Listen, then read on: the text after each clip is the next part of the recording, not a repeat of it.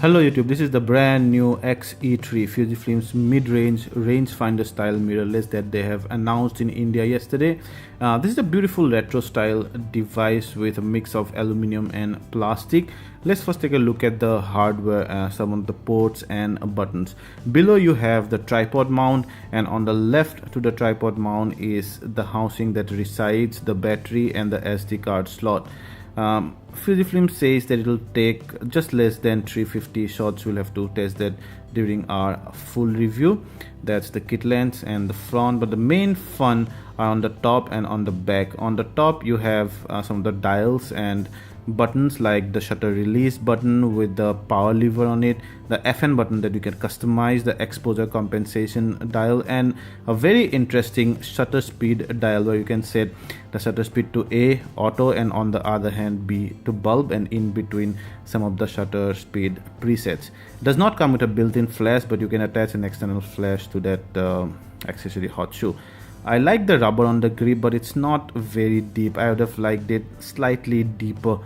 On the left side you have some of the connectivity ports, including the microphone jack, the micro HDMI, and the micro USB port for charging, but no headphone jack, so you cannot listen to your audio while recording. And then on the back side is that fixed 3-inch touchscreen. I love the touchscreen, but here lies the biggest disappointment with the X-E3. The screen is fixed. You cannot tilt it. Forget about taking selfies. Modern mirrorless cameras comes with these screens. And then you have some of the buttons on the right side, including the very nice autofocus joystick.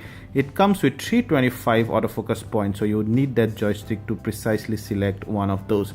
And then you can see some of the other buttons like menu and stuff, and then also the autofocus lock and the quick function button on the right border. On top also you have some of the other buttons like drive and auto exposure lock and those kind of stuff. The viewfinder on top, and then there's a sensor so that when you have the LCD on, then and go to the viewfinder, the LCD will automatically switch off. Then let's take a look at the right. There's nothing much on the right out there. And then the front. At the front you have the lens release button, some of the shooting modes. So overall the device looked very compact and nice. I like the whole feel of this plastic.